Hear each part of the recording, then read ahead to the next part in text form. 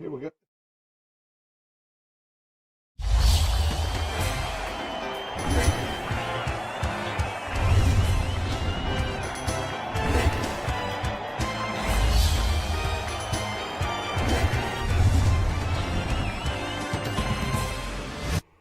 Good morning and welcome to Today in LA. I'm Mike Amos. He's Forrest Lee. Mike Amos from Grayton Beach will be calling in this morning, and I hope that you're having a nice Friday so far into Friday. Wonderful, wonderful day forecast. I bet there'll be some golfers down in Brundage. We hope so. That's a wonderful place to play golf, and I work down there part-time, and I just love being around Mr. Donnie Mobley. He's the president of the club, and Bud Presswood, he comes in, and he's had 8 hole-in-ones. Oh. Mr. Danny Presswood, that's unbelievable. I've never been close. Exactly. And I've known Danny. He's a good baseball player too. Growing up, I played ball against him, and I'd be the last person that want to go head to head with him on the golf course. Well, his son Josh is a pretty good golfer too. Exactly. And he's got some grandboys, and one of those, Braden, plays golf on the Charles Henderson golf team, and he can shoot under 80, usually between 72, 78. He's not very old either. He's about 14 years old, and he can nail it. And that's what you enjoy seeing as a young kid out there playing. And this will be a great weekend to get outdoors. The Pike County Lake will be open tomorrow morning. They'll probably bust the gates about 6 o'clock. They'll be open Saturday and Sunday only until the water level gets back up. And there will be no boat launches at this time at the Pike County Lake, but it will be open Saturday and Sunday. But you can fish the branches. Is that right? You can fish from the banks, and you can also fish from the pier. They're building a brand new boat dock out there, so when you are able to launch, you can go fish, come back in, tie your boat up, walk out, and get you a snack. Let me ask you a few questions. What if you've got your own bait and you've got your own poles? All you do is pay an admission. Is that right? What you're supposed to do when you enter the gates, you need to stop by the office. If you're aged 65 and older, you just got to get a free permit. Okay. You just can't go out there and fish. You got to stop and get a permit.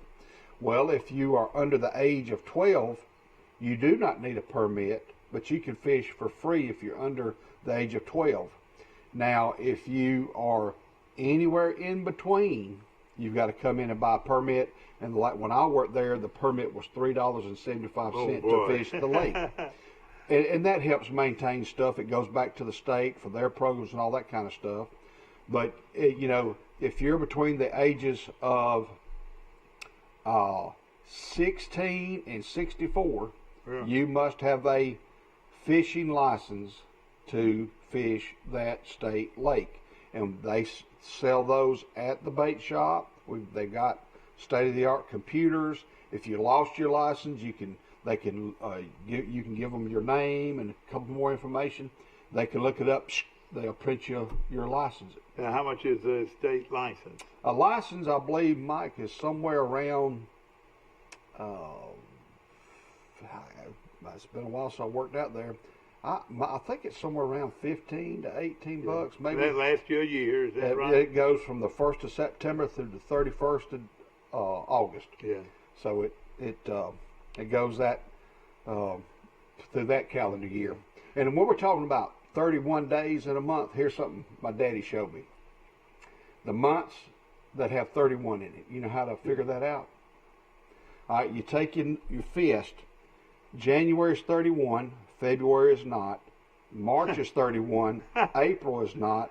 May is 31. June is not. Your next knuckle's July, 31. Go back to your knuckle. August has 31. Oh, God. September does not. October does on that knuckle.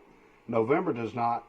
December is not. That's a great way to teach your children about the months, which months have 31 days. That's right. Well, you know, I always I can remember that. I do that with oysters, eating oysters. Oh yeah.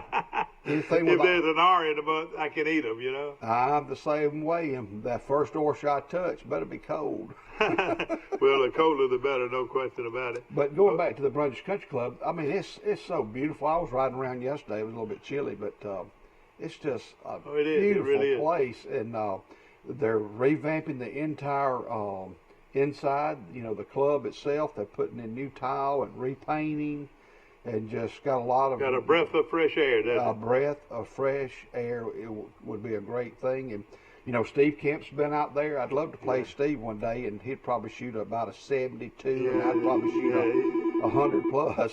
That's right. Good morning. You're on Today in L.A. How you doing? Hi.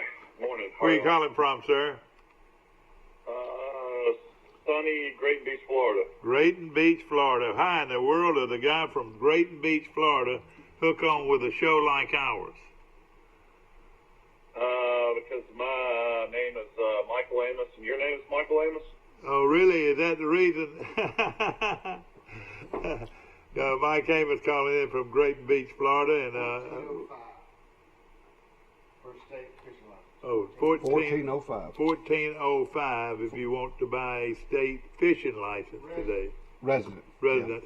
Is that good for hunting too? No, honey. Freshwater fishing. Just freshwater fishing. Yeah, they have it all fishing, which includes saltwater, freshwater, everything. I got you. Yeah. If you do freshwater and saltwater, it's about If 48 If bucks. you're fishing in your own pond, do you have to have a You license? don't have to have a license. No. Well, that's good.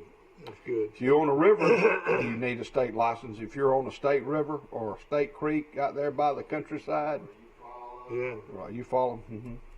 And of course, it looks like the weekend's going to be conducive for good fishing and and playing golf. And then we've got a baseball game today. We got Troy playing Appalachian State. What is that? 6 o'clock? And basketball. Yes, sir. They play at 6 o'clock today. The men do. And then when do they play again on Saturday? Saturday at 4 o'clock. And of course, the women, they'll play at 5 today at Appalachian State. And, you know, as far as high school sports are concerned, Goshen was beaten by Opp last night, like 89-31, but Opp's 16-1 Yeah. in basketball, and they're looking for a new head football coach. Opp is. And where's their guy going? Brent Hill, he's leaving. I think he wants to go out of state, but he Yeah. was at Opp for about 7 years. Was very successful down Good. there. Had some winning teams, and but Charles Henderson tonight will host Carroll of Ozark, but I believe that game is sold out. From what Doug told me. Really? Yeah, because you can only have like 150 people Yeah. Oh, there. gosh. And Pike Liberal Arts will host their last home game tonight versus Abbeville Christian Academy. You know, Pike Lib, then they'll sit out about 10 days and they'll start the state tournament, the Elite Sit Eight. out 10 days. Well, they just give them a breather, Yeah. the state is. But, hey, Michael, I looked up on the Troy City Schools website yesterday for head football coach.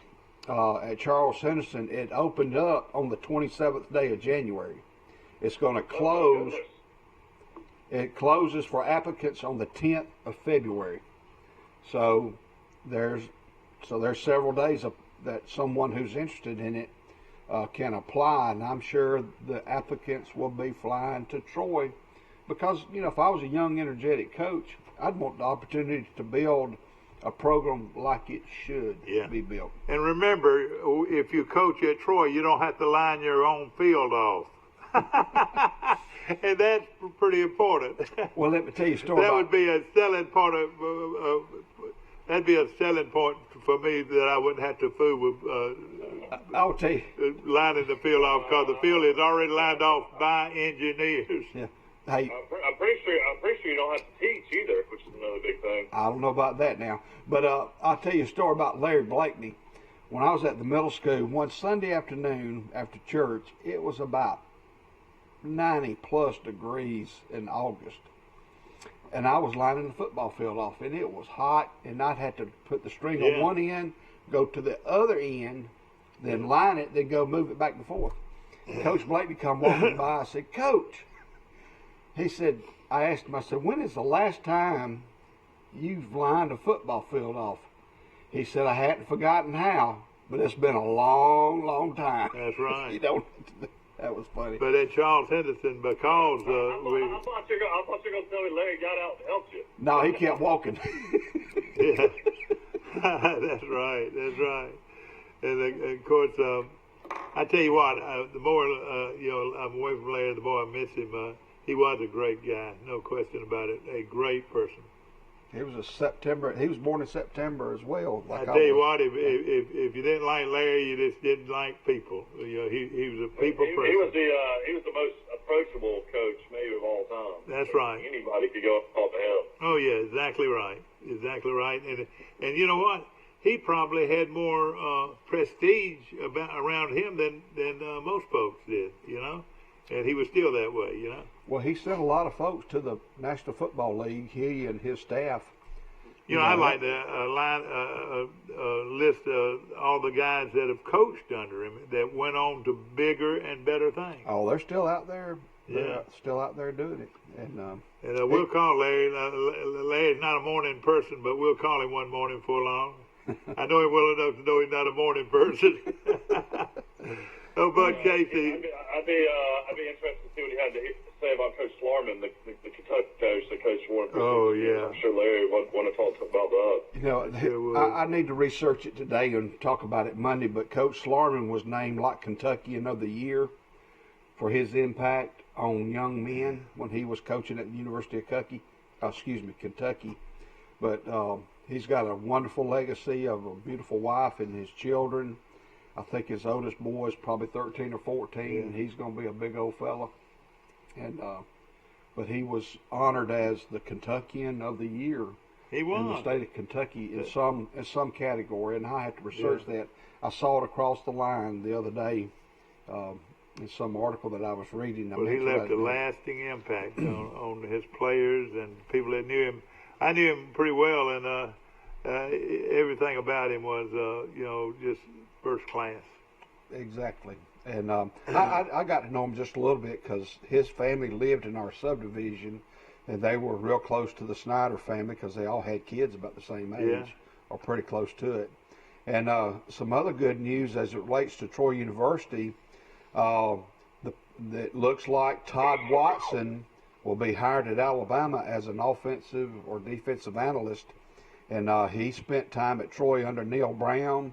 Then he left and was coaching and helping at the University of Tennessee in some capacity. But his earlier career, he was the head football coach at Foley and was and coached Julio Jones, DJ Fluker, and Robert Lester. Had a pretty good player. And he was 80 and 36. And then I think before that he was a defensive coordinator at Hoover when they won 4 state titles. Yeah. But he was director of football operations at Tennessee for 2 years, and then the director of football programming last year. But his wife, Christy, taught in our school system here at Troy City Schools, and they've got 2 daughters. One that's a Troy graduate, her name is Lee Ashton, and Micah, I believe, should be getting ready for college if she's not already in college. Yeah. So they're heading to Tuscaloosa, it looks like. Great opportunity for him. Great opportunity to be back in the state of Alabama. Alabama. Be with the #1 program in the country, There you go. And, of course, I knew that guy when he was at Troy. Great guy. He was a very good guy to be around, no question about it. Of course, we got a lot going on this weekend, not only with the great weather being forecast, but baseball schedule is out. Raymond, tell us about Raymond. Raymond, I got some information yesterday. His daughter-in-law, he lost his son years ago. But his daughter-in-law works at the country club. She works when I'm not working. Okay. Her name's Christy Reeder. And but anyway, she said that everything is fine, but they just kept him another day. Good deal. And they're hoping that he'll be able to come home today. But Raymond is doing well. He's getting better, and we're proud that the Lord took care of him, and the Lord's going to take care of him any day. But like my buddy said, he said two things going to happen, and both of them are great. They're going to find a cure for this problem that I got, or I'm going to get to go live with my Lord Jesus Christ in heaven. Well, there's a song. It's called I Dreamed of a City Called Glory. But it's like when you go to heaven, one of the verses is, my loved ones knew me well. Yeah. That was when you get up there, guess what? There's mom and dad, and my sister and my sisters. Paradise, yeah. And that's how I look at it with, it's like Hank Aaron when he passed away. I mean, what a tremendous, he was 86, 87 years old, and look at the life that he led, and he was able to play baseball. He was an ambassador for human rights and doing the right thing, but his reward, your reward is up there if you For as long as commit, as long is. You got to go through Jesus Christ to get there. Exactly right. No question about it. And if I was reading an article about the coronavirus in Alabama. The positivity rate now is the highest in the nation. So when somebody goes and gets tested in Alabama for the coronavirus, 35% test positive. That's the highest in the whole country. Oh, man.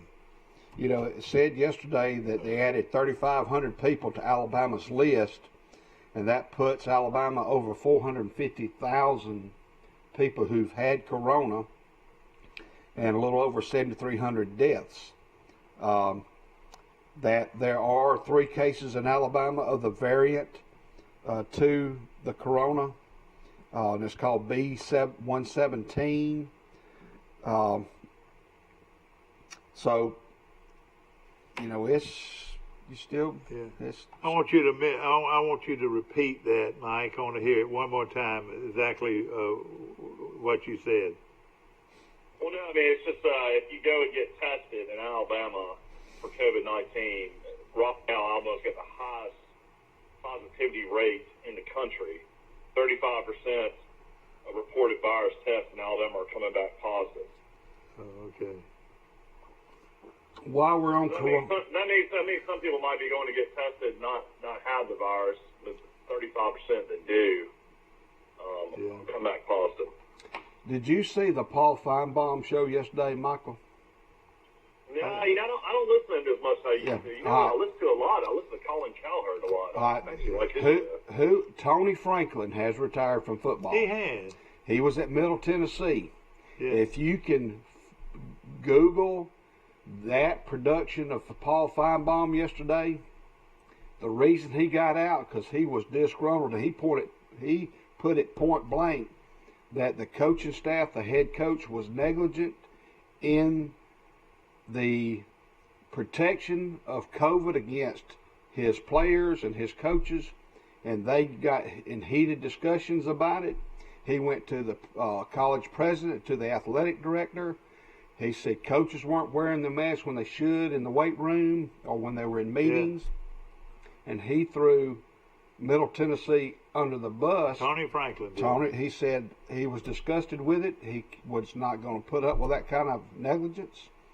Words to that effect. And that was live I saw it live on the Paul Feinbaum show yesterday. Well, he actually called in to Paul and talked about it? Yes.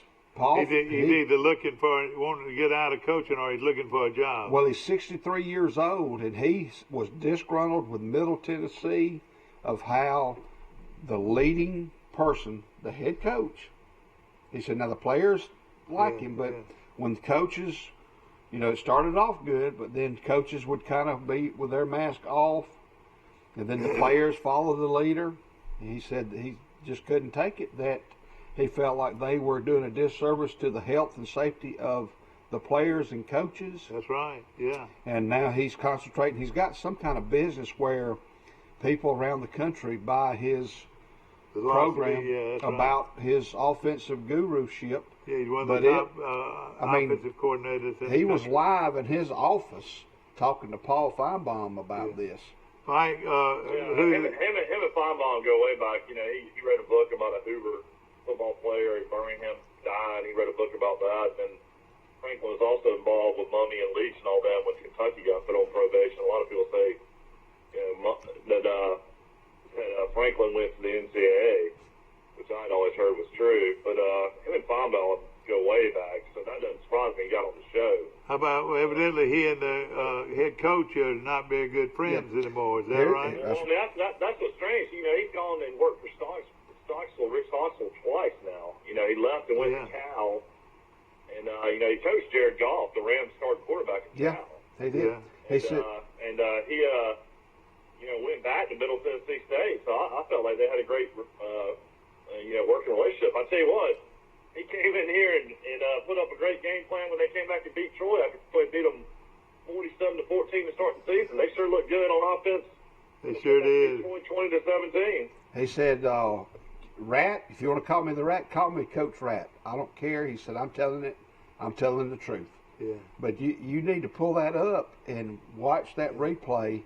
But he's telling people that hey, if you don't adhere to the requirements, and hey, you ought not be in it. Well, he said that they got in a heated conversations about it a few times. He didn't mix any words yesterday on the Paul Feinbaum show. He said it. He told it like he saw it, according to his side of the story. Well, whoever has to play. We've had him on the show many times, and Dad and I talked to him many times. He's a different kind of guy. He always has been. Oh yeah, he didn't care how he looked. All he was a ball coach. He didn't care about anything else. But he's anyway. And, you know, kind of interesting. He told me he used to go to Mr. Hose, and I heard Mr. Hose is opening back up. Yeah, they're going to open back up. Mr. Hose is going to open back up under the name Mr. Hose. Well, who's going to open? He told me he used to go there about 3 days a week. That's how much he loved the Chinese food. Yeah, and it's good Chinese food. And I was going to mention that today on our show is that someone, at least the sign says someone's fixing to open up Mr. Hose again. That's great. Good. I had a close relationship with the original owners. I used to hit a lot of golf balls in their yard at the country club when I was playing as a kid. Oh, really? Yeah, I'd go in their yard a lot and have to pick up golf balls. Yeah. Well, your dad's been on a smashing exhibition this morning. He's smashing donuts again. Yeah, what you do, you buy the bag of donuts from the Trojan Donut Hole, and then what you do, you smash them, and now you got double the amount. Well, that's 3 days in a row, Michael. I picked them up for him, and I hadn't had one. I know. Well, I've opened it up, but look, it's like. Hey, I don't know what it's compared to, but hey, it's hard to stop. It's like eating golden flake potato chips. You can't eat just one. Oh, that was Lay's potato chip. Is that Lay's? One thing about Lay's potato chip, when I was in high school, we had to write our 10-year prophecy. Yeah. Well, Forrest Lee's was, for the 1 millionth time, Forrest Lee has failed to eat just one Lay's potato chip. All right, we are Troy this morning on our show, and of course around the world and across the nation on Facebook this morning, and we hope all you folks are enjoying our show. And we'd love to hear from you. We'd love to hear from Spokane, Washington, or Dubuque, Iowa, or is that right? Is it Duluth? I don't know. I think it's Des Moines. Des Moines, Iowa, or Dubuque, Montana. Is that right? I tell you what, it's 30 degrees in Troy. It's 38 great right now. It's a cold morning. How cold is it in San Francisco? I don't know. I don't have that on my little. I would think that you could just open up your phone and ask what's the temperature. The locations I have: Tuscaloosa is 36, 30. Panama City Beach is 39. New Orleans is 43. Starkville's 27. Chattanooga is 27. Asheville, North Carolina, one of my favorite places, is 19. Aspen, Colorado is 28. Gatlinburg is 18. Las Vegas is 52. Mountain Brook is 30. Montgomery is 34. You know, I wonder why New Orleans is so warm. 43 degrees. I guess down there. That's warm, where we're coming from. Yeah, warm down there. Down there in Baton Rouge. Yeah, that's right. Of course, we're having fun this morning on Today in L.A., brought to you by Jean's Flowers, and Martha Lynn and all the great folks at Jean's Flowers. They can send your flowers anywhere in this world. They can send flowers by way of Gene's Flowers.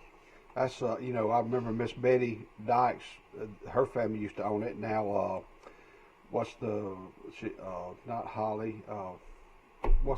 She was a Hawkins. Holly, Martha Lynn, yeah. Martha Lynn, yeah. Martha Lynn is the owner now, and been owner for a while, yeah. They're right down the street on South Brunion Street. And she's got that talented son of hers. Mm-hmm. And for a long time, that location for a long time was next to the front porch, wasn't it? Yes. Yeah, oh yeah, exactly. Yeah. And now it's on South Brunion Street. But her daddy, Dr. Doug, and my daddy played football together at Luverne High School. Okay. He was about a year or two younger than Daddy, but Daddy played with Billy Ray Norman, Joel Norman. And let me tell you somebody else, Ken Cox.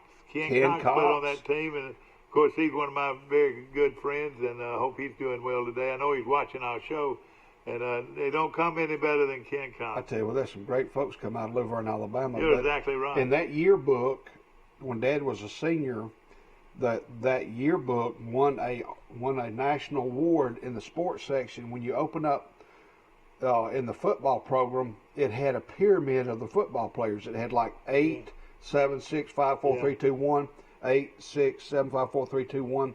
Then you'd have to turn the yearbook up like this to look at the pictures, and there'd be Daddy up there as co-captain. You turn it this way, and there were the players stacked in a pyramid.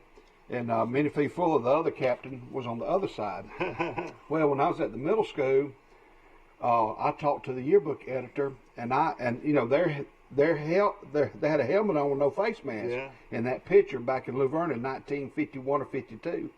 Well, I took a helmet at the middle school, took the face mask on, and I took pictures of every football player and every cheerleader, and in one of our yearbooks, that same display is in one of our yearbooks at Charles Simpson Middle School, and the cheerleaders are there with their football helmet on. I think, ladies and gentlemen, we're going to show a design that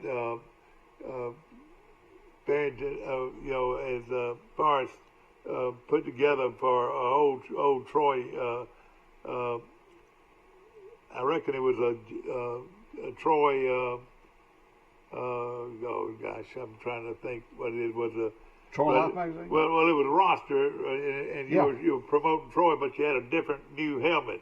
It was a white helmet instead of an orange helmet. It's down there and, on the show. We're going to show that to you in a few moments, and I tell you, if I was a new coach coming in, I'd look at that helmet. We'll show it when we go to break. We'll put it on the set, but. If I was going to come back the next year and coach, I wanted to change the helmets to all white with an orange face mask and the Charles Citizen letters up here, the Charles Citizen Trojan head, orange and blue, and it popped. We got Auburn colors. Yeah. And we'll get one of our guys here to put it up top here. But one of my good friends that played on that team with your daddy was none other than Sammy Carr. Colonel Carr. Boy, he was one of my very special friends on this earth, and he's leading a path for me though to heaven, and I'm gonna follow that path. Now he grew up around the Joaquin Baptist Church, and that's right. Where his family's from. Kathy married Randy Wilkes, a Goshen boy who's the superintendent of Central Phoenix City. Phoenix City, one of the strong teams ever. One story about Colonel Carr. I would meet Claude Giddens when Claude coached at Highland Home.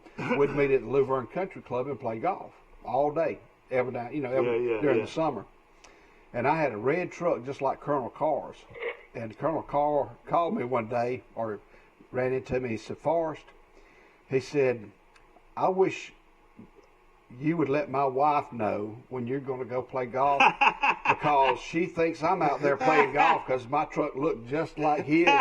He said, "My wife gets on to me all the time thinking I'm out there playing golf, and I'm not. It's you." Let me tell you, I was a very, very close friend of Sammy Carr's, and that tickles me because I can hear him telling you that right now. Said, hey, park your car in the back so nobody will see it. Yeah, she thinks I'm out there playing golf. Of course, Charlie Sport. I grew up around Mr. Charlie Sport. Danny he played on that team. And Terry Sport, I believe, was on that team. If you wanted to draw up a Hall of Fame group, Most every one of them be on that. They're on that roster. It's unbelievable what those men accomplished. Oh yeah. In later life, and he said everything was fun though until we had to play Troy and the orphan boy from Troy, Bobby Marlowe. Nobody could tackle him on either side of the line of scrimmage, and he was probably one of the greatest. One of the greatest single athletes to ever come through South Alabama. Well, Daddy and them's head football coach was a fellow by the name of Jocko Norton. Yep. And when he left, Glenn Daniel was hired. That's at right. Laverne. So, the great Glenn Daniel, and he's probably watching us this morning. And we love you, Glenn Daniel. Hey, your legacy will, no question about it, live on and on. That's right. That's right. And of course, he wanted. Glenn Daniel was not just a great football coach. He could have been a great baseball, basketball, or whatever coach, that any type of group. But he was a great math teacher, and they said he was the best Sunday school teacher you've ever heard. He might have taught history, but that was the thing about it. Oh, history, He was going to do what he was supposed to do from 8 till 2 or 8 to 3 teaching, and then he'd coach, and then on Sunday, I mean, they called, I know Michelle Armstrong, one of his granddaughters, Miss Diane Porter. Yeah. You know, that's one of his daughters, but they always call him D-Daddy. That's his nickname. They call him D-Daddy. Well, I tell you what, and of course, if he's watching, let me tell you this, premium individual, just one of the best people I think I've ever known. I'll tell you what kind of guy he was. I was a young official, probably thought I was a lot better official than I thought I was, football official. This was way back. And Laverne had this play where the running back would take or at least we thought he took the ball, and he would leap over the line of scrimmage. I mean, he would get it and take it, and he'd leap over the line of scrimmage. Well, I was working a Brantley-Luverne game one night, and I was a umpire, and here this guy comes. He takes it up and he goes over, and I blow the whistle, and the quarterback is running down the sideline for a touchdown. I said, "Oh God, here he is. Luverne had just scored a touchdown against Brantley, and I've got to go tell Coach Daniel why I threw the flag." And when I met him about right at the hash marks, he had already come out on the field. and I was a fairly young guy then at that time, and I probably thought I was better than I thought I was. And I said, "Coach, I blew it." He said, I know you blew it, Mike. I know very well you blew it. Just don't make a habit of it." He turned around and walked off, and here I am sitting there with my flag in my mouth. That's what I used to tell people when they made a bad call. I said, "Stick that flag in your mouth and don't take it out." Yeah. But oh yeah, thank goodness that there was a day where Luverne was a lot better than Brantley, and there was they outscored them about 4 or 5 touchdowns, and I didn't have to pay for it. If it had been a tight game, we might still be out there. Did y'all ever have crews that physically had to have escorts to your vehicle? Oh, I've been there. I've been there, especially in basketball. Yeah, did it ever get that heated? To me, these rivalries did. They sure did. To me, basketball is the toughest sport to referee, followed by baseball or softball. Football, you can kind of run up and down the sidelines and get out of the way. Yeah. And then you can sprint to your car and get on and go. But only a guy. A lot of coaches would have made a big to-do over that. Would have made a big to-do over it, but not Coach Daniel. He knew that I made a mistake, and he said, "Hey, just don't make a habit of it." I can't believe basketball though. You would do the junior high game, you do the girls game, and then you do the boys game. That's right. 3 games. Were you worn out by the end of the night? No, I was in pretty good shape back then, and you made good money. I didn't go out there. I didn't go out there and I made $100 a night was pretty good money. Yeah. Well, I know a lot of the guys that do it and ladies, they might ask for their check at the end of the year, and that's their Christmas bonus. Yeah. It's like a surprise. I always like that's a working good- with the public school. I mean the private schools because they paid you on the night of the Okay, game. yeah. I don't want to have to worry about getting a check from the public schools at the end of the year. I like to get my check in cash. For young people out there listening, you can, contact the rec department and referee like flag football games, basketball games, softball games. I think there's all kind I of. think I learned the how to officiate probably from one of the very best, Scotty Sowers, Mr. All right, Bubblegum but Thrower. Scotty showed you where you lined up. He showed you how your mechanics of calling a play, a foul and whatever. Crisp. Be loud. Be hustle and make sure you're there on the play. You're not way away from the play. And it was so many things Scotty taught. Is the charge the hardest thing to call to make sure we're smart? Well, I don't know. I got it right here. I got it right here and go here. And I got to travel right here.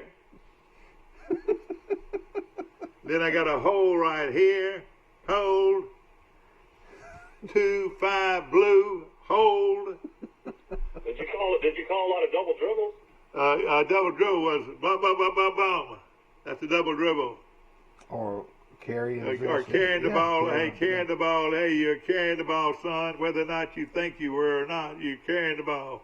Yeah. How many coaches would you tee up during games? Did you tee up a lot of coaches? Yeah, I have done this many a time, but I didn't dwell on it. I try to be understandable of coach's misery.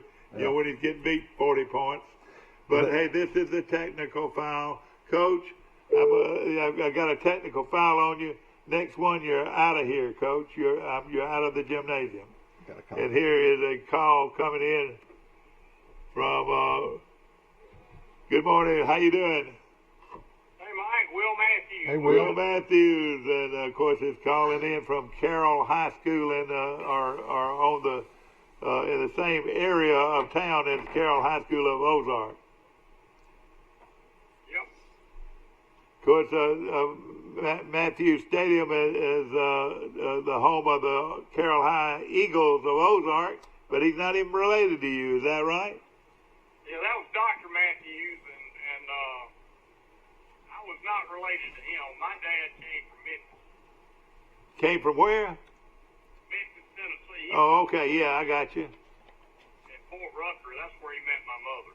And of course, he wore the orange of Tennessee athletics as a cheerleader. Is that right?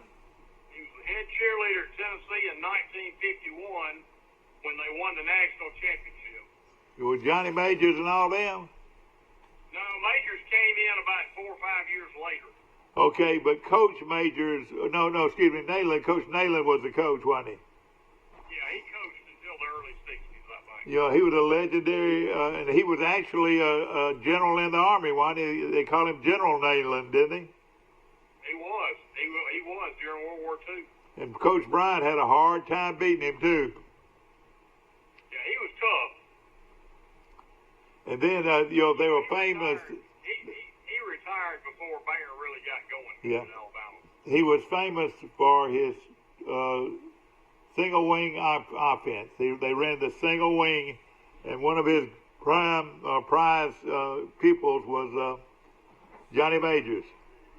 Yeah, Johnny Majors came in second in the Heisman in '56 to Paul Horning. To Paul Horning, and Paul Horning was at Notre Dame, and Notre Dame was 2-8.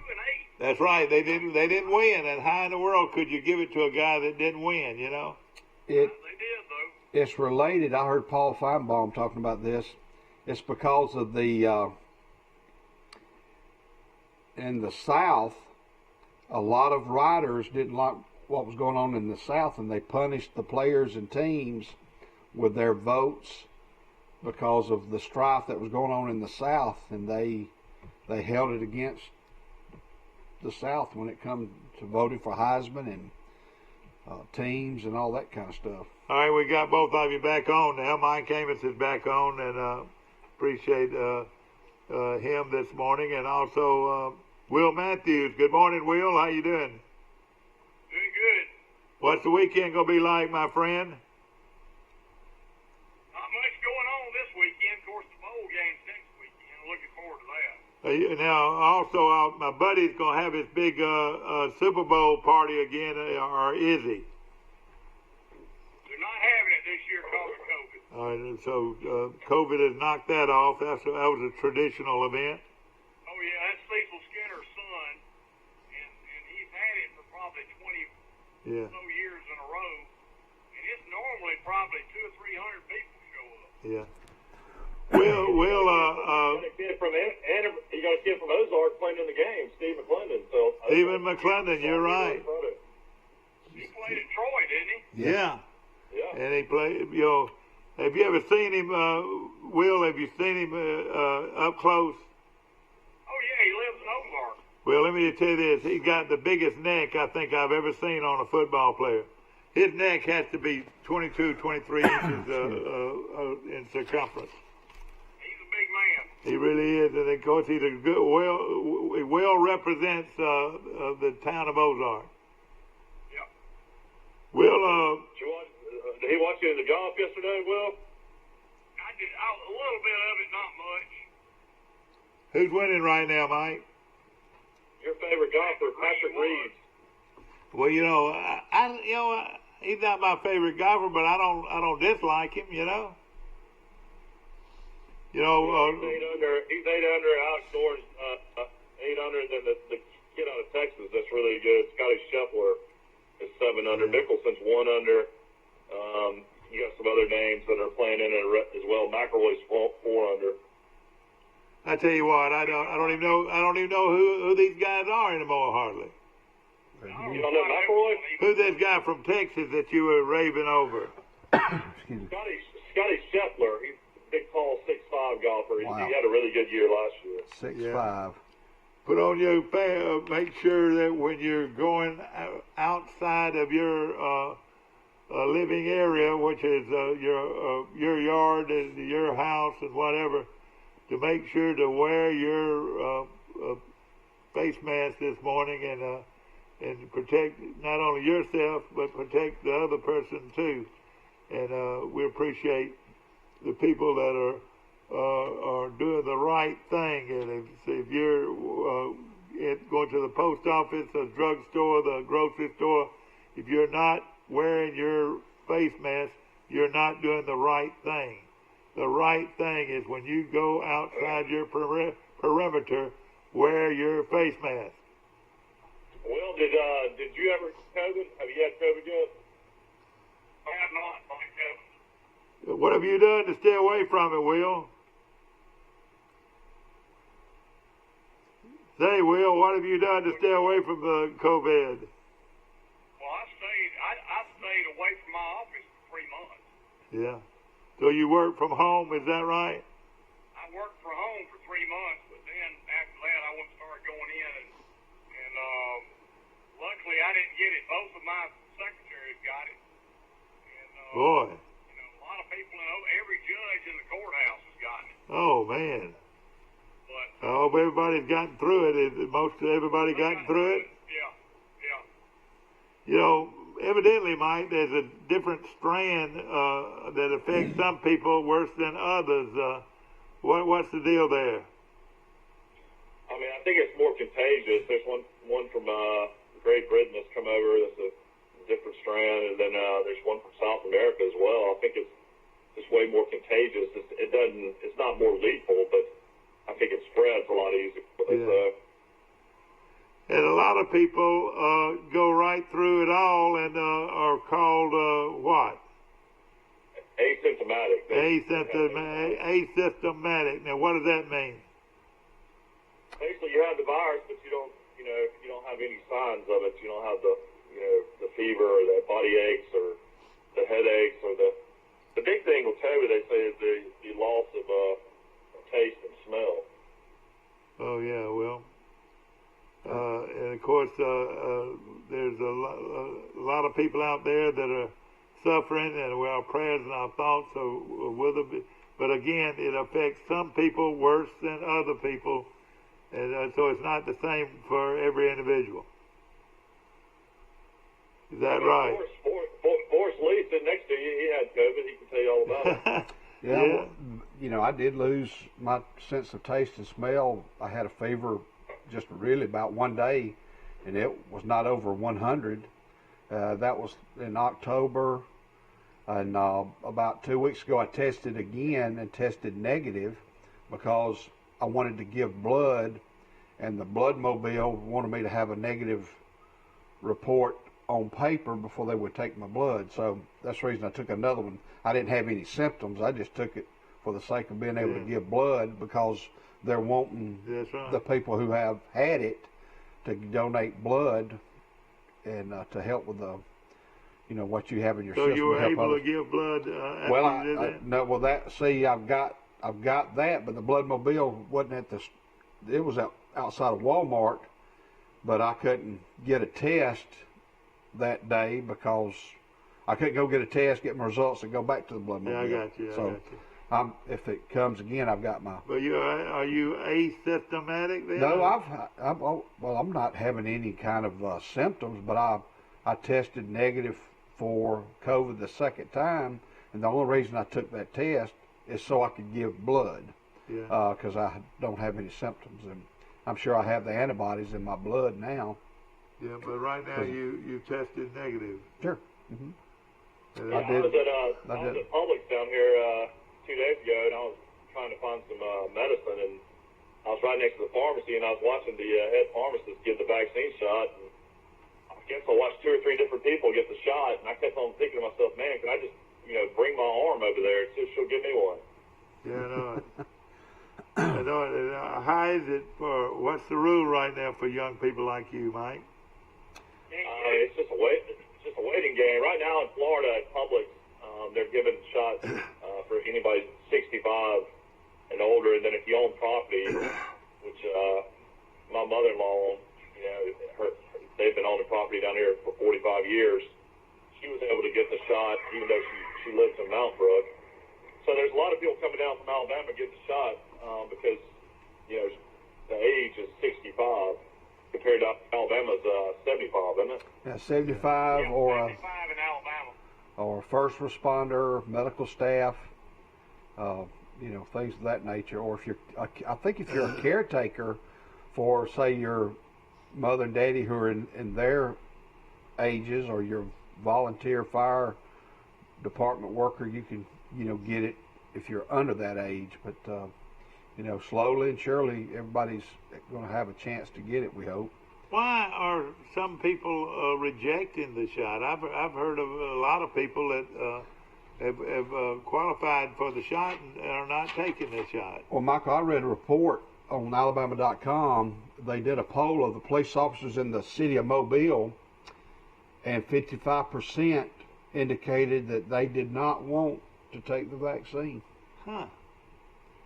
Why is that? I mean, if you've had COVID, the antibodies usually last about 8 months, so you don't necessarily have to take it if you've had COVID. But I don't understand it. I mean, one of mine was a fireman. He didn't take it. Well, here's some. Everybody has their own opinions on it. They don't know, I guess, side effects only. On down the road, if there'll be some kind of side effects or something, but you would think that wouldn't be the case, or they never would have, made it even available for people to have. Well, also, the Alabama Department of Education, no, not education, but the CDC, women's doctors, who they say that they're recommending, and it's okay for women who are pregnant or who have young babies, that they're giving the green light for them to have the vaccine. There should be minimal effect on them. However, the World Health Organization, in that same article, is advising pregnant women against the Moderna vaccine unless they're health care workers or unless they have pre-existing health concerns. So you got the World Health Organization telling you one thing, and you got the Alabama officials and professional doctors telling you another thing in the United States. So who do you go? Yeah. And that's part of the, well, who do you believe? That's our opinion, and of course, reading from one article to another article, who's telling the truth? Well, it's just like Johnson & Johnson is developing a vaccine. It's a one-shot vaccine that's supposed to take care of it. Yeah. Well, it has not been approved by the FDA or whoever approves to do that shot. It's just like one thing doctors, they practice medicine just like people practice other things. Everybody has, you've got one doctor that'll say one thing, another doctor will say something else. But it's going to be your own personal choice as to what you do. I mean, the way I look at it, if it's a choice of living and possibly dying, I'm going to want to try to live. That's the way I would look at the vaccine. That's the way I would too. We're going to take a short break. We'll be back with more of Today in L.A. And of course, I hope you're looking forward to a great weekend. At the Piggly Wiggly, we proudly support our local farmers and bring you the best they have to offer, all at cost plus 10%. When you shop local, you reinvest in your community. Remember, buy local, shop local. Piggly Wiggly, local since forever. Our history is woven with the stories of those we serve. At Max, we've been a good community partner for 65 years. Max is dedicated to providing dependable financial services and to supporting our communities. We volunteer our time and share our resources. As a credit union, we've returned millions of dollars back to our members, local nonprofits, and small businesses. Max is honored to be a part of your story. We look forward to serving you for years to come. Hi, Sandy. I'm right here. Come on in. Debbie, I'm right here.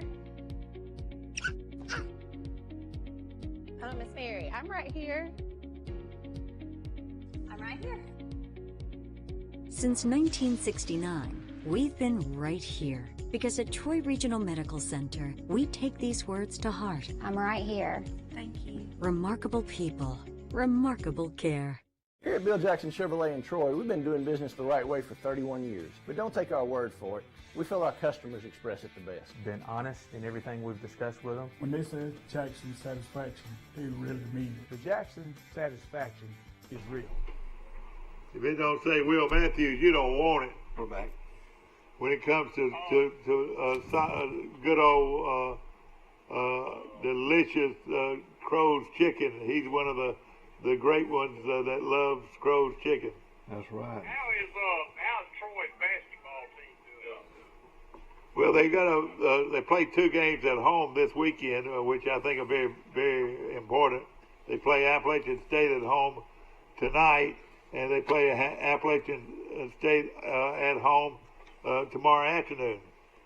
So they play in these double headers, and they need to win these 2. I guess that cuts down on the travel. Right. I reckon that's the reason. The men are at the. What did you say? Do they let people come watch? Yeah.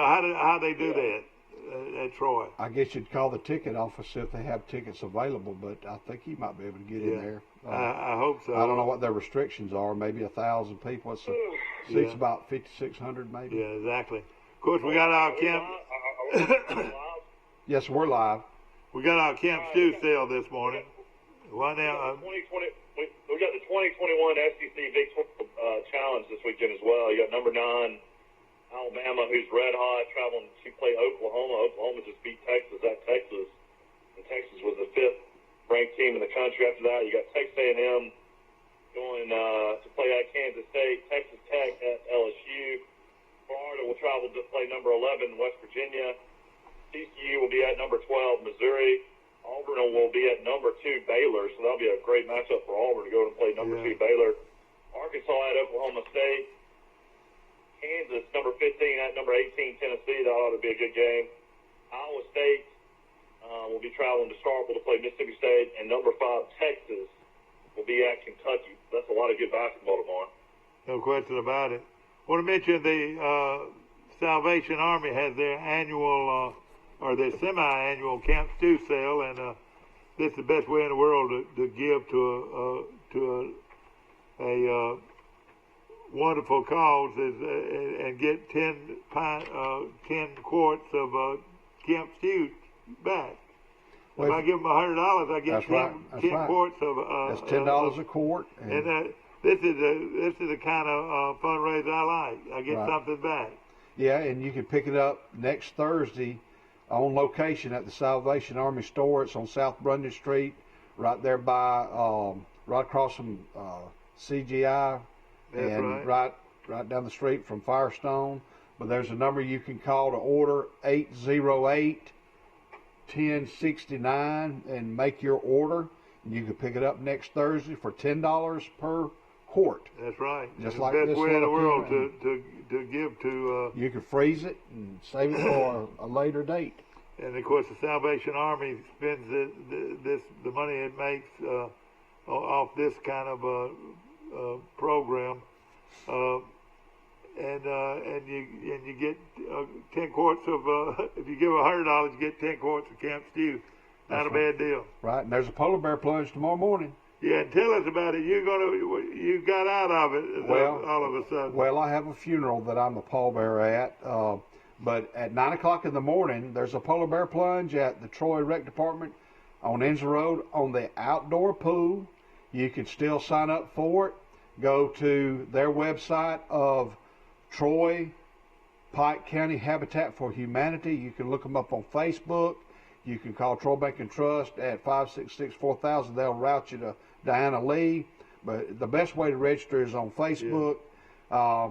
You can be a corporate sponsor. You can take the plunge for $25 and help that worthy cause of the Troy Pike County Habitat for Humanity. No question about it. It's wonderful. You might get a little bit cold, but not for long, because they're going to have people wrapping you up with warm towels after you get out. And they're going to be treating you like a baby, aren't they? That's right. Then you get to go in the warm pool indoors. And if you got any questions about it, contact Donna Lee. Diana Lee. That's right. And of course, one of the great people in our community, and she probably doesn't get enough praise for what she does. Right. Hey, I want to ask Will and Michael on the phone your opinion. We got 4 new Southeastern Conference football coaches. Josh Heupel at Tennessee, and they went 3-7 last year. Brian Harsin at Auburn, that went 6-5. Clark Lee at Vanderbilt, and they went 0-9. Shane Beamers at South Carolina, and they went 2-8. Which coach you think will have the most success, and which coach you think will still be struggling? I mean, I definitely think Harsin will have the most success at Auburn. I mean, because Beamer's going to struggle probably to win maybe 3 or 4 games tops at South Carolina. Tennessee, I mean, every single player is leaving the program. They're going to be going on probation. So I'd be shocked if they won 3 or 4 games. And then, unfortunately, Vanderbilt's Vanderbilt. I know Will Matthews played golf there and was a great player, and that's his alma mater. But I'd say Vanderbilt wins 2 games maybe. What do you think, Will? Well, they'll win a game maybe, because they'll have those, they have those cupcake games outside the conference. They might win a couple of those. Right. Yeah, they released. South Carolina, is there any chance they can maybe turn their program around finally and get back the way it was when Neil Brown was there? Could Troy possibly go in there and get South Carolina a game? I don't know. Yeah, we play. Troy plays at South Carolina this year. Yeah, we open up with Southern. The first 4 games we play, I don't know what sequence. We play Southern.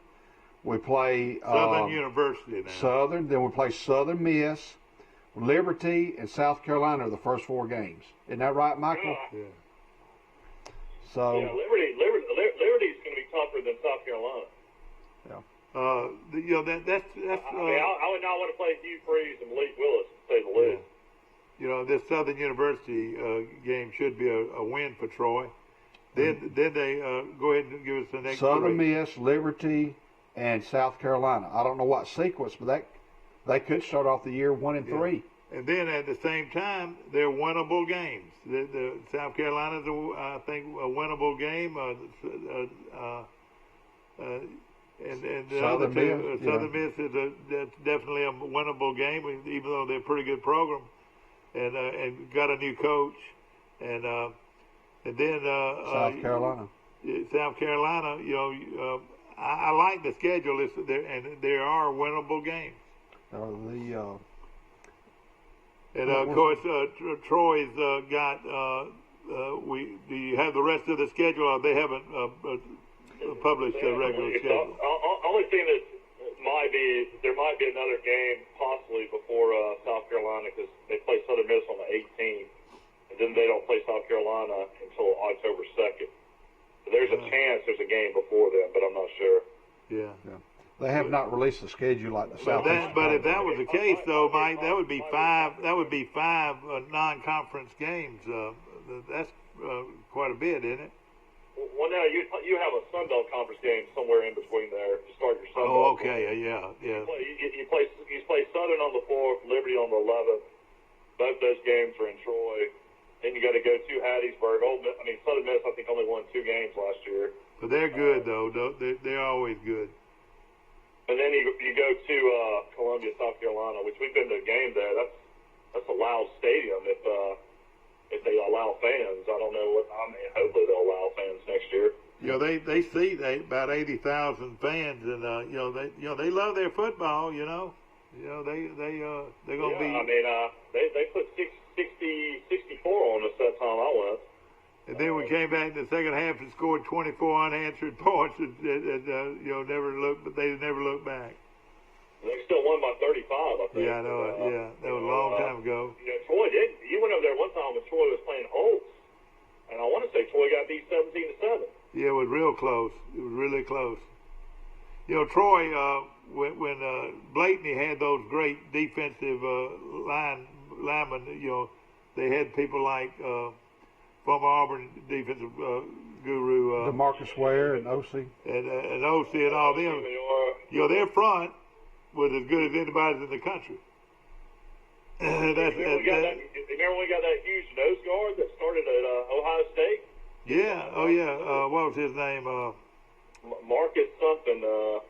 Marcus, I can't remember, but he played in the pros too. Yeah. Some of the guys on that team played in the pros. Yeah, he sure did.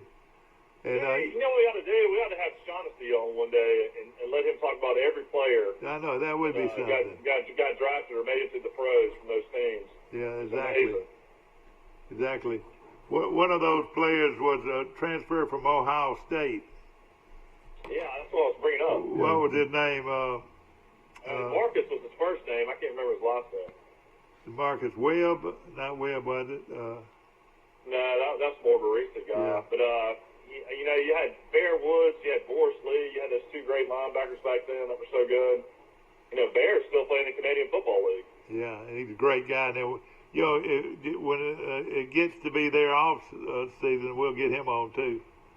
Well, they canceled football altogether last year. Okay, I assume he's going to play this year though. And he might be around here somewhere. We might better look into it. He lives in Wisconsin, I think. Wetumpka, okay. Well, he's a great guy and a great man. Troy should be, loaded on offense if everybody's coming back, like Coach Lindsey said after the season. So it's a matter of quarterback. Who's going to be the quarterback? You're going to bring in that kid that was Arkansas Player of the Year that went to Missouri and now he's transferred to Troy. You got to think he's going to be probably the top guy to battle with, I would imagine. Well, and you've got Watson is definitely a good player, and the kid. Watson makes a lot of really bad decisions. Though he made so many poor throws side the 20 to 30 yard line with Troy about to score that really cost Troy this year. If you go back and look at how many games he threw interceptions when you just can't throw an interception. Yeah. Then our player from Brantley, who I think Free, he's got a shot, no question about it. Yeah, he's a gunslinger. Yeah. And what have you got over here? I was trying to pull up the rest of the schedule. Yeah, no, I was trying to pull up that player. It wasn't Davern Williams, was it? No, Davern is our coach. He's one of our coaches. He transferred from Auburn. Marcus Spriggs. Yes, Spriggs. That's who it was. Yeah. Marcus Spriggs. Yeah. Cleveland Browns. That's. I was looking up Troy football players who were in the NFL at one time. Okay. Yeah. And name some of those guys. It'd be fun to hear their names. All right. I got Glenn Thompson, Ronnie Shelley, Jack Smith. Those were 68 guys, and Jack Smith played with the Eagles. Yep. Wade Brantley, New York Giants. Okay. Let me comment on that one. Sure. Wade Brantley, maybe the best football player to ever play at Troy. Wade Brantley, defensive tackle, was a man among boys. Should go into the Hall of Fame if they know anything about the players. He was a great player. Wade Brantley there in the early 70s? Yeah, he was a great player. 1973. I want to say he played with the New York Giants and the Eagles. Giants? Yeah. And Buddy, he was a player, and he's no longer with us, but he was a great player. Go ahead. Perry Griggs. Perry Griggs, one of the great punt returners, kick returners in Troy history. Willie McRae. Willie McRae, big defensive tackle out of Mobile, played at Alabama, transferred to Troy. Virgil C. Virgil C. scored 3 touchdowns on 3 kick returns against Livingston one night, and played as a Smurf on the Washington Redskins. Played in 1 or 2 Super Bowls. That's right. War number 80. How about Willie Tullis? Willie Tullis, a great quarterback out of Headland, Alabama. We got him from southern Mississippi. We got him transferred in here, at least Coach Bradshaw did. And he became one of the all-time greats, and he played. Let me just say this. I was sitting in my den at the beach one Sunday afternoon, and he ran a kick back against, he was playing with Houston, and he ran a kickoff back for a touchdown. That's right. How about Mitch Gear? Mitch Geyer was one of the biggest, the first big, strong Troy lineman. Geyer was really a great college player. He played tackle for Gailey on the national championship team in '84. He was a legit 6'4", 300 pounds. Yeah, he was a big-time player. Did he come from Kansas or Kansas State or someplace like that? I think, let's see. He was from Florida. Geyer was from Florida. Anthony Hinton. Anthony Hinton was a great player out of Birmingham and was a super player. Greg Harris. Greg Harris was one of the great wide receivers.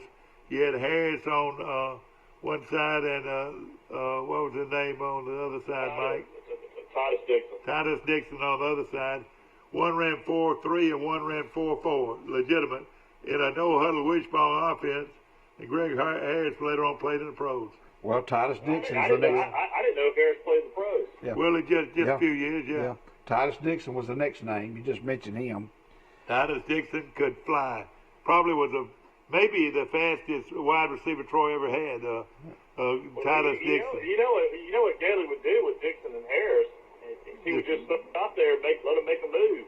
And they'd go 80 yards for a touchdown. Oh yeah. Just throw it right there now to him and whatever. Pimenta was a Hall of Famer already, and Harris should be a Hall of Famer. He was a great one too, and one day they'll be in the Hall of Fame. Reggie Dwight. Reggie Dwight was the big, tall tight end. Big, tall tight end that first started running, going for 2 on extra points. You know, they used him at a short yardage running back, and Reggie Dwight was one of the best. And he caught a touchdown pass against on the last play of the game against. I want to say it was. Let me tell you who it was. Cincinnati, I think. And they called it back, but he caught a Hail Mary pass for a touchdown, and they called it back for some kind of weird holding call. All right. How about Leonard Wheeler? Leonard Wheeler was a transfer from Ole Miss and was a great player. Played in the pros 6 to 8 years. Yeah, Dad, your memory's pretty good today. I know he was. Did he write this article that I'm reading? But I'm just it's saying. amazing. I don't think anybody in Troy could I can't do name it. him like that. You know, he only played at Troy 1 year. He transferred in from Ole Miss. He was on Blakeney's first team. That's right. At Troy. Yeah, let me tell you who recruited him. Max Howell. Wow. Max Howell, was at Ole Miss, and they didn't have a slot for him, and so they sent him to Troy. How about Orlando Parker? Orlando Parker was a great speedster out of Sidney Lanier High School in Montgomery. He played at Auburn. No, he played at JD. And played at JD, played at Auburn. And I thought Parker played at Lanier, but maybe not.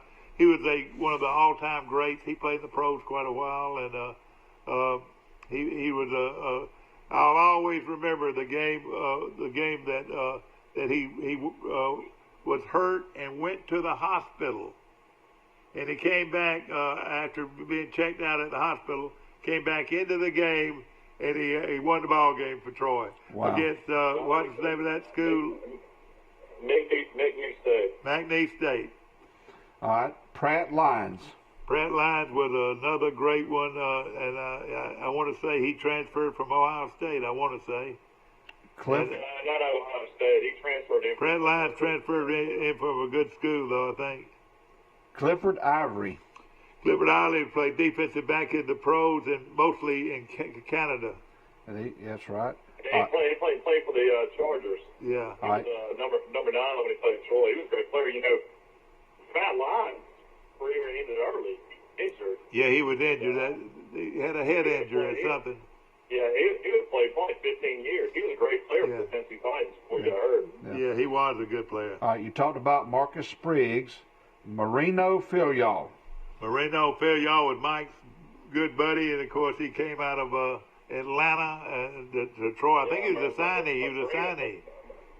Marino and I worked at the '96 Olympics together, and he was a great guy. He was a quarterback and then moved to wide receiver, but he was an unbelievable athlete. Michael Moore. Michael Moore played at Alabama, and he was transferred to Troy and was a pro lineman for several years. For the played with the Redskins. He was called Mookie Moore. Mookie Moore, yeah, okay. Jonathan Carter. Jonathan Carter, and you can tell me more about him, Mike.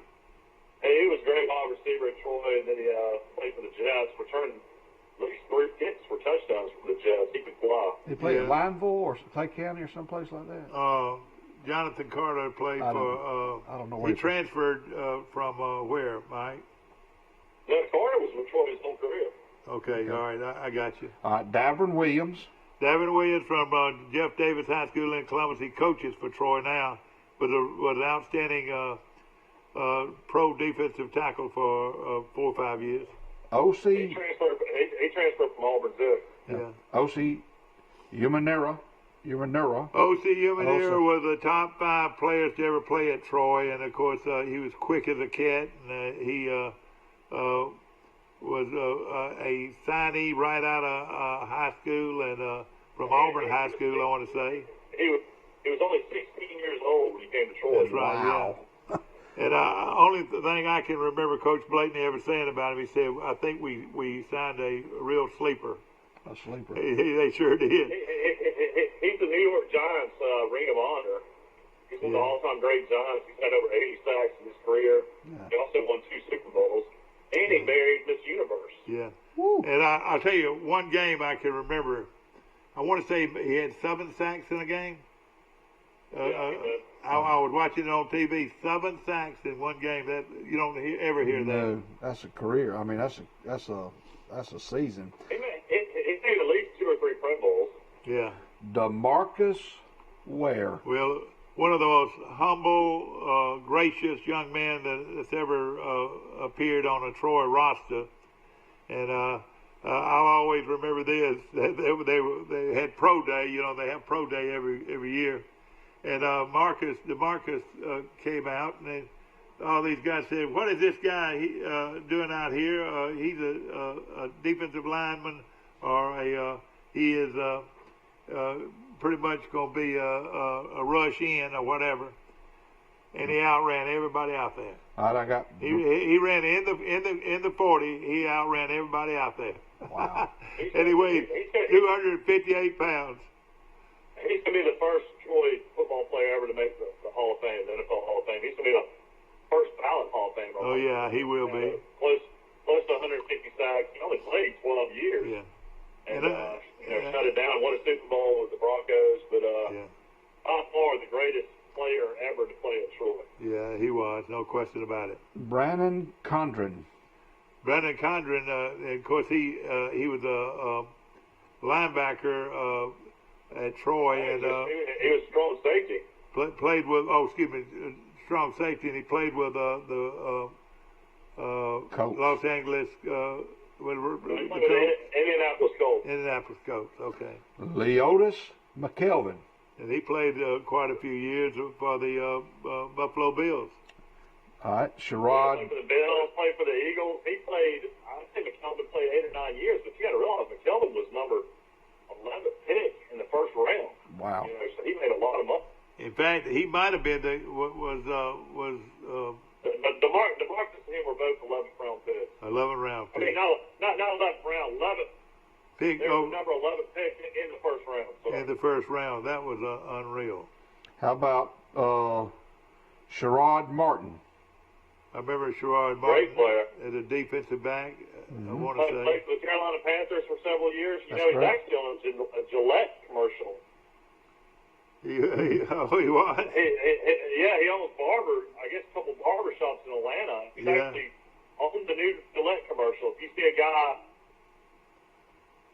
on the commercial, like a recent commercial, that's Sherrod Martin. Oh, wow. Really? Wow. Yeah. Levi Brown. Levi Brown. Says quarterback, Buffalo Bills, played a little bit. Yeah.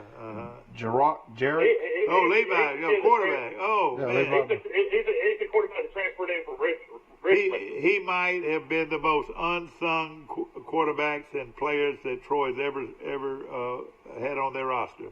Boy, he was and everybody loved him. And Leroy Brown, they call him downtown. The only reason he plays is because James Hanson got hurt. Yeah. But he threw for over 4,000 yards in 1 year, didn't he? Yeah, he lost the Southern Miss game in overtime in the New Orleans Bowl. He was quarterback then, and then the next year he turned around and lost to Central Michigan in the Mobile Bowl. I tell you what, in that Southern Miss game, I remember it so well. The receiver had the first down and turned around and tried to make more of it, and ended up losing 2 yards, and we lost the ball game. The next play, they kicked the field goal. Mm-hmm. Yeah, I'm sure Larry thinks about that game. You're up by 10 with 7 minutes to lose the game. Yeah. Jarek Calvin. He's a great player. Yeah, he was a kick returner, wasn't he? Defensive back, kick returner, played for the Eagles as well. All right. Cameron Sheffield. I remember Played for the Kansas City Chiefs, played outside linebacker. That's right. Jarrell Jernigan. The great Jarrell Jernigan, probably one of the top 10 players Troy's ever recruited. He was a quarterback in high school at Eufaula High School, and then they made him a running back, wide receiver, do everything. Mm-hmm. I like this name, Jonathan Massaquoi. Massaquoi. Yeah, Massaquoi was playing for the Lions Football League last year. He's playing for the Birmingham team, so he's still trying to play. Yeah. Antonio Garcia. He's been a big bust. He was a third-round pick by the Patriots. Right. But that's the list I've got, but that's the players that were drafted, but you still got the kicker. Yeah, that's right. That wasn't listed. That's right. What's his name? That kicked for the Lawrence Tynes. Lawrence Tynes. Yeah. Seems like it didn't list McClendon. Steve McClendon was a free agent. Mario Addison was a free agent. Okay. Our buddy from Catholic High School in Montgomery was a free agent, yeah. Mike. He's the one that held. Matt Allen. Matt Allen was the punter for the Giants. Yeah. All right, you got Mario Addison, Matt Allen, Gary Banks played a little Gary bit. Banks sure did. With the Chargers. Yeah, I love Gary Banks. He was a great player. There's a James Brown. Big office tackle. How about Sherrell Busby? Was he in the NFL? I don't know. I don't remember that name. But now Damien Cheryl Busby played back in the 40s. Cheryl Busby with hey, listen, let me tell you what he did. He blocked 17 kicks in 1 year. What about Kerry Jenkins? You know, these are people that. Oh yeah. He played 10 years in the NFL. But what I pulled up was the people who were drafted. So that's right. We'll find the other list of all the other players. Damian Willis, the big receiver for Neil Brown's wife. Yeah. And of course, we've got a wide receiver from off of this Lance group that is playing quite a bit in the pros, Mike. Who are you asking? What now? What name? Yeah, I can't remember his name, but he's playing right now at wide receiver in the pros. Yeah, Damian Willis. Yeah, Damian Willis. Damian Willis. And that could be running some sound in there. There you go. I looked up the.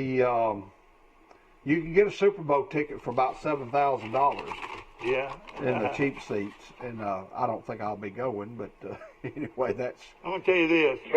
This donut hole is good. 4-point underdog tonight against Appalachian State. 4-point underdog.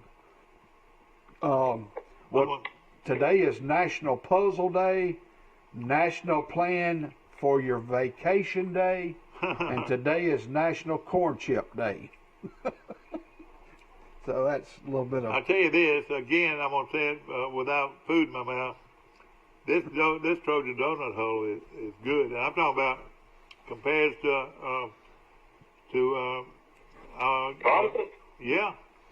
I've stopped at the Trojan. That's high praise, brother, man. I promise you, it's that good. Their donut holes are that good. Yeah, I stopped in there the last 3 days and bought a bag for your dad. And I sat and talked with the guy. Well, I stopped and talked with Charlie Chung. He's the owner, and we got to talking, and golf came up, and he visited the golf course a couple of days ago. So when I went in today, I said, I just need a dozen of your donut hoes. And he said, oh, me. I got this today, and you pay next time. So he gave us a brand new. You don't realize that he's getting a lot of advertisement out of it. Yeah. But I promise you, these are as good as donuts as you're going to get anywhere. So don't tell your mother, because your dad's been tearing up some donut holes. Whoa, I know it. That's really, when you put it all together, it's maybe the equivalent of 2 or 3 donuts, maybe 3. Yeah, exactly. Well, you know, when he got out of the hospital, they stopped by Martin's, and he got a whole coconut pie. Yeah, and I ate every bit of it, too, I think. Martin's Restaurant in Montgomery, if you've never eaten there, you want to. I tell you I've never eaten there, so. And I've eaten there. Oh my goodness! If you go to Martin's, man, it's worth just getting the cornbread alone. Yeah, they got the hot cornbread muffins, and where is that located? Located, Montgomery Country Club. You know where the Montgomery Country Club is. Do you know where the clothing store is? The locker room. What is it on? What road's it on? It's on the. It's on. So it's near. It's on the same drive. Dad only worked there for 26 years. I know it. I know it. I've eaten there probably 500 times at least. Okay. But it's got great. They have pulley bones. Oh my! Don't talk about pulley bones. See, that's what they have. You can take Zelda Road and take a right and get there. Yeah. You know, pulley bones. My dad showed me how to cut a chicken up. Not many people know how. And I could cut the pulley bone out of it. But years ago, one of my favorite places in Laverne, the Chicken Shack, on like 2 nights a week would have pulley bone night.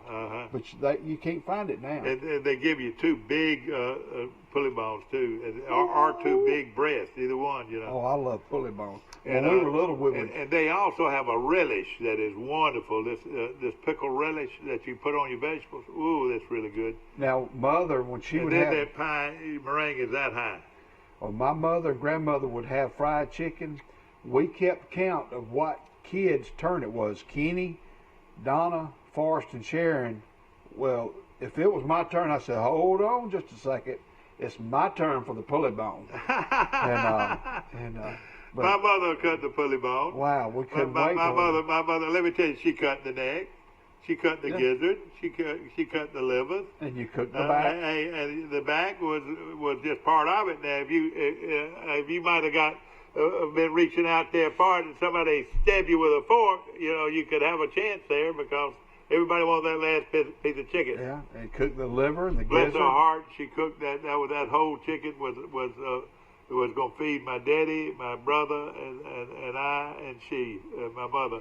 Just think how small that chicken was probably back then compared to right. chicken today. She used to send me up there sometimes to buy a hen on Sundays. She would send me up to Davis Grocery and to buy a hen, and that was a bigger chicken, Right. I can remember on Sunday dinner, after you would eat, we might go to grandmother's. Then after Sunday dinner, they put everything on the table and put a clean sheet on top of it. Yeah. They put it in the refrigerator. Then that afternoon, when it's time to eat, they pull the sheet off and you just ate cold, whatever it was. Exactly. Well, let me ask you a personal question. How many hours later? Several. Yeah. I mean, many times I've eaten a cold piece of chicken. I remember that well. Yeah, that's right. They cover it with a sheet. Covered it with a tablecloth. But now let me ask you a personal question, Forrest. I'm going to find out how country you are. You ever rung a chicken neck? Actually, I have. And I'm going to tell you that story. One summer, I worked with Buster Brown, W.T. Brown.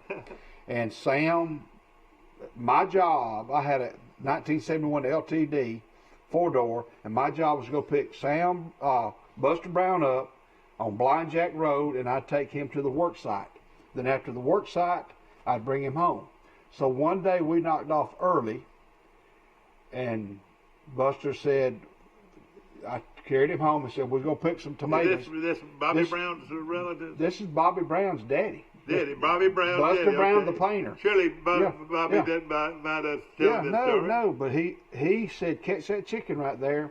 And I wrung that chicken's neck, and that chicken bounced all over the yard. And then he said, you're going to do it. He said, now you skin that chicken. So I had to, I literally, pick the chicken? I didn't pull the feathers off. I skinned it. Yeah, okay, I got it. And then washed it off, carried it inside, and he put it on a plate to the refrigerator. Then we picked, washed my hands. We went out there and picked tomatoes. I bet those tomatoes were like 6 to 8 foot tall. Oh, yeah. But my first one and only one was on Blind Jack Road. I rung a chicken. Chicken neck. Belonged to Buster Brown. What'd you do with the head? Just let it lay? We threw it in the woods or somewhere. Exactly. I don't know what happened. And of course, the worst smell in the world. The worst smell in the world. Did you ring a chicken's neck?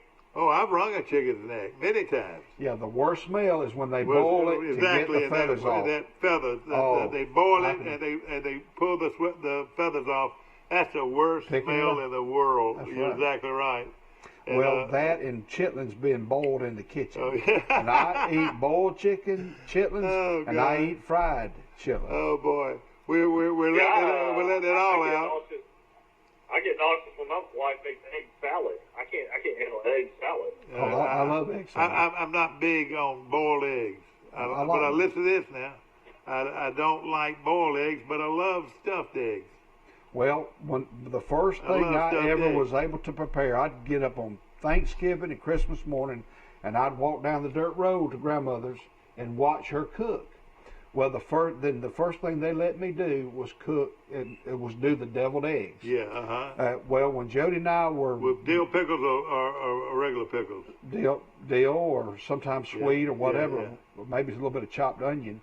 But the first time I really cooked biscuits, I was probably 30 years old, and Jody and I were married, and I came home, or we were engaged, but I came home to visit my granddaddy, and he had his sister Dolly coming, or his sister-in-law Dolly coming, and Aunt Millie, his sister Millie, were coming for butter beans and biscuits for lunch. Butter beans and biscuits, that's all they were going to have. I said, Granddaddy, show me how to do those biscuits. That's the first time I cooked biscuits, and I'm telling you, I could cook some homemade biscuits. Well, I really started when I was about age 30. Well, we're going to have to do it. We'll tell you, put a few little sausages in there, too. All right. We'll do it. Of course, let's hope everybody can go maybe see Troy play tonight. Huge game tonight. Must win, really, for Troy basketball. I'm going to try to go see that game. I'm going to try to go see it tonight. And I hope you have a great weekend. Weather's supposed to be conducive to be a great weekend of beautiful weather. And we'll be back here same time, same station on Today in LA. Have a great weekend. See you at 1:30 on the replay.